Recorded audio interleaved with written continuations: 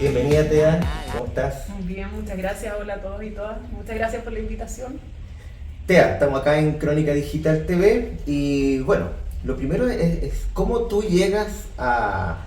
cómo nace esta idea. Yo entiendo que hay un tema familiar, pero más allá de eso es porque tú eres periodista. Sí, hay un tema familiar, pero te diría que en algún momento mi familia no quería hablar mucho del tema, entonces llegué a esto a través de una tarea del colegio.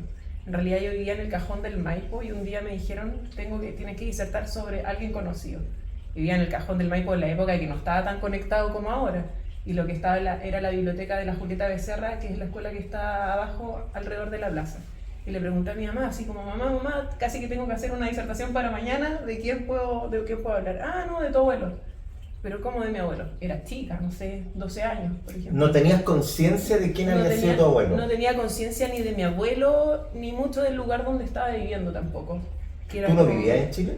No, en esa época estaba viviendo en el chalet de Piedra, pero llegamos ahí, que fue tomado por la DINA, y tuvimos que hacer el proceso. Bueno, mi familia hizo el proceso de recuperación. El chalet era la casa de Golpones, ya, que luego de golpe de Estado fue apropiado por la DINA como cuartel, y que finalmente fue restituido a la familia. Claro. Y bueno, tenía esta tarea del colegio, empecé a averiguar de mi abuelo y como que un mundo se abrió, pero un mundo se abrió también como para conocer a mi abuelo y todo el entorno que tenía alrededor en realidad. Como mis tíos o personajes que eran como, no sé, conocidos también en la política, en el Chascón Jerez, o la familia también de Roca, gente que tenía en el entorno, entonces se transformó en como quién era mi abuelo, por qué estamos acá, por qué estas personas se comportan de esta manera. Y nada, ese libro finalmente se transformó en una investigación de más de 20 años de buscar documentación, hacer entrevistas. Lógicamente tu tiempo de universidad también tiene un poco que ver con decir, pucha, en algún momento voy a escribir o en algún momento voy a llegar a reconstruir esta historia de mi abuelo.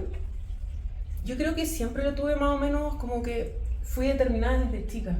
Tenía este objetivo y me lo propuse, no le puse tiempo en algún minuto como que todos me decían, pero que sácalo ahora. Pero era muy chica, necesitaba crecer y entender muchas cosas como alrededor y también leer, investigar, conversar también, hablar con diferentes personas. Entonces, la universidad yo creo que me ayudó en el proceso como más de la técnica, como en algunas cosas, como redacción, escritura, métodos investigativos, eso. Víctor, ¿nos puedes contar un poco del abuelo?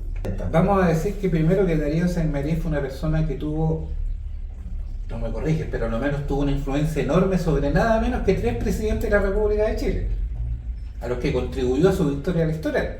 Primero, Carlos Ibáñez. De hecho, Clarín nace como un diario ibañista. Yeah. Que se me ocurre que iba Carlos Ibáñez en su segundo gobierno, que fue democrático, era lo más parecido al peronismo que uno puede pensar que existe en Chile.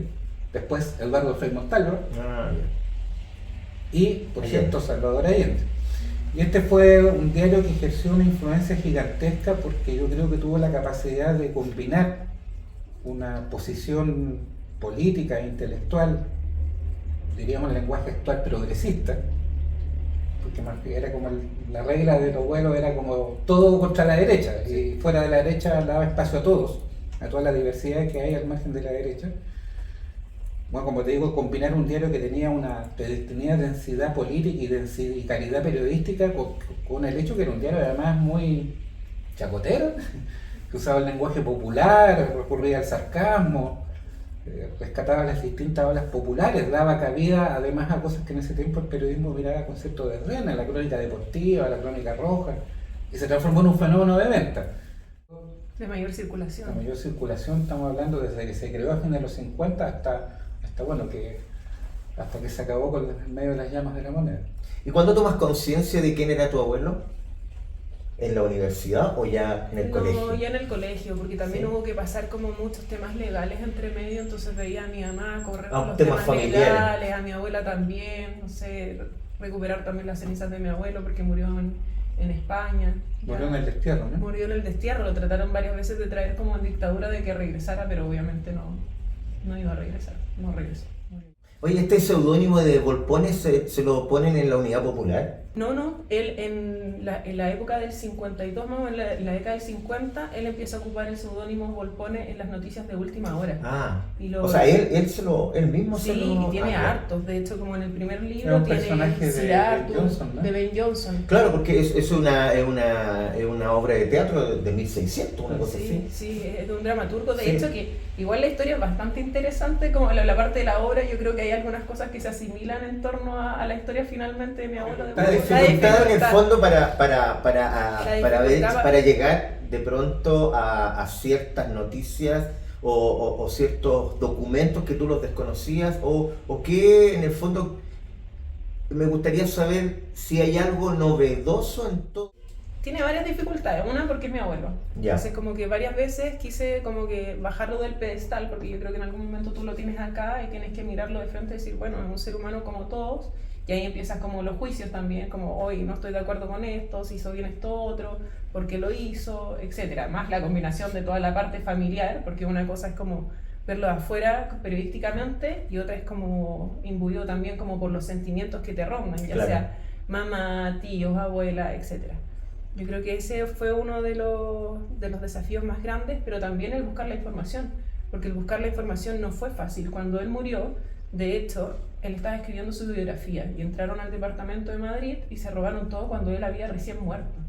Entonces se fueron mucha documentación, muchos papeles. Y en el transcurso también había gente que yo creo que estaba como con la parte de la dictadura también todo muy vivido y como que partes también como antes de la dictadura, entonces no querían conversar mucho el libro. Fíjate que Darío Saint-Marie, yo una impresión que tengo es que fue un gran periodista, aparte de haber sido empresario, porque era el dueño de una empresa periodística como Pérez. Y en esas circunstancias lo que yo quería subrayar además, que aparte de su relación con importantes figuras de la política chilena, es el grado de odio que la derecha le tomó. Nunca le perdonó haber creado un diario como Clarín que golpeó Claro. sus medios de comunicación en lo que más le duele a la derecha, que es el bolsillo, ¿no? Porque era un diario que era viable económicamente, se autofinanciaba en base a las ventas, a la publicidad. No, si tenía mucho tiraje. Sí, de hecho hay un artículo a propósito de eso como en torno a Jorge Alessandri en algún momento que hacen como los tentáculos o las ramas, no sé, dirían ahora como de Jorge Alessandri, el candidato, y en la época. Y bueno, y dijeron, bueno, y a Clarín entonces, al dueño de Clarín, hagan como vean las redes de poder que tenemos. Y claro, veían también las partes económicas. En algún momento, por ejemplo, defendió al Monstruito, que era un periodista también de Clarín que decía que era Monstruito porque mordía la mano que te daba de comer. Y en algún momento, escribió algo sobre un empresario, sobre Yarur, y llamó al diario y Yarur a mi abuelo le dijo, bueno, te ofrezco tanta cantidad de plata porque tú lo eches. Y mi abuelo dijo, no, aquí Clarín no miente y todos los periodistas dicen la verdad. Tuviste que involucrarte un poco en la trayectoria y sobre todo en la importancia que tuvo Clarín en el gobierno de la Unidad Popular. En la perspectiva del tiempo, ¿tú crees que la prensa tiene responsabilidad en el quiebre constitucional? O sea, la prensa en sí, los periodistas, los comunicadores, somos quienes observamos realidades y las reflejamos. Todos. Somos generadores de opinión pública. De cierta manera, sí tenemos responsabilidad en lo que hacemos. Y ahora quizás lo extrapolo a, quizás ya no tanto la prensa, pero las redes sociales. Claro. Sí, es donde se informan las personas, pero también yo creo que no solamente hay que responsabilizar a quienes están detrás, porque así como se informa también hay que tener un espíritu crítico de si es cierto o no y hacerse una base también de la información. ¿Un periodista tiene que ser partidista y tratar de mantener la objetividad o no existe la objetividad en el periodismo? Yo creo que un periodista es un redactor o alguien que expresa realidades, más allá como de la objetividad o la subjetividad. Tienes que ser capaz como de narrar ciertas cosas, pero también tenemos que tener como presente, si estás en un medio de comunicación, que hay líneas editoriales. En el libro te refieres, como yo no lo he leído, te pregunto, ¿te refieres en algún momento al 11, el día del 11? Sí, de hecho hay un documento inédito Ya. que está casi en la última página, que es un relato de hecho del hermano menor de mi abuelo, que estaba en el diario. Dice, era tarde y Osvaldo seguía en Clarín el 10 de septiembre, las horas previas al golpe de Estado. En la empresa no quedaba nadie, solo yo, Bruce, que me acompañaba en la dirección, Lira, el mayordomo. Sonó el teléfono, 10:40 de la noche, contestó Bruce, le hice señas que no estaba, tapó el teléfono y me dijo, llaman de Tomás Moro. En vista de lo singular de la llamada, ya que no había hablado con él nunca más desde aquel día que te conté del Cañaveral, agarré el teléfono. Una voz. ¿Aló, compañero? ¿Con quién hablo? Con ningún compañero. Usted habla con Osvaldo Saymarí. Ah, perdón, don Osvaldo. El presidente desea hablar con usted.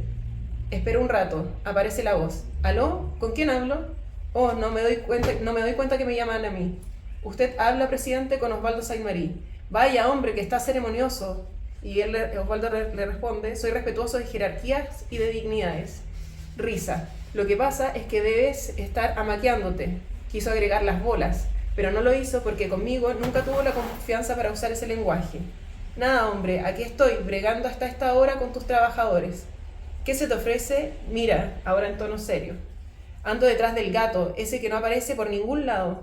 No está aquí, le responde. Ya no hay nadie en el diario. Bueno, hazme un favor, Osvaldo, dile al Gamboa que mañana se me presente a cualquier hora en Tomás Moro o en La Moneda para decirle unas cuantas verdades y ponerlo en su lugar. Es el colmo. Hoy día Tencha ha dado una conferencia de prensa por su viaje a México y Clarín era el único que no estaba. En tono más violento, dile a ese huevón que en vez de publicar fotos y tetas en la primera página, publiquen las cosas que interesan al gobierno. No sé si puedes hacer una reflexión de eso, o sea, ¿qué aporte tenemos en el fondo de las redes sociales? O ser directa en algo. Hace poco le escribí a alguien una dedicatoria a propósito del libro y que me acordaba de un profe que tuve de historia medieval que siempre nos decía la historia es cíclica. Pero y que sí, me doy cuenta a partir de también esta investigación, porque hay cosas que veo que van sucediendo como constantemente que se van repitiendo. Entonces le escribí, si la historia es cíclica, dejemos de dar la vuelta de los idiotas, porque en realidad aprendamos de cosas que hemos errado y apliquemos las que están, o sea, las que son buenas. A partir del tema también de las redes sociales, más bien informativo, diría que la capacidad de tener análisis crítico, el mundo va muy rápido, la verificación y a veces no quedarse solamente con el titular porque va todo tan inmediato que claro, hay cosas que se hacen, no olvidemos que también los medios de comunicación u otros se hacen como para vender. Entonces también hay que investigar, hay que ver cómo la información, profundizar más y eso. Yo el tema de las redes sociales me gusta, pero también soy reticente del tiempo que te lleva, de cuánto estás ahí, de lo que ves, que está bien, es parte de entretenimiento combinado también con información, pero también con desinformación y sobre todo si lo extrapolamos ahora a las campañas políticas también. Pero el alcance que tienen ahora las redes sociales es brutal, o sea, va más allá de la frontera, tenemos una frontera líquida y va para todos lados.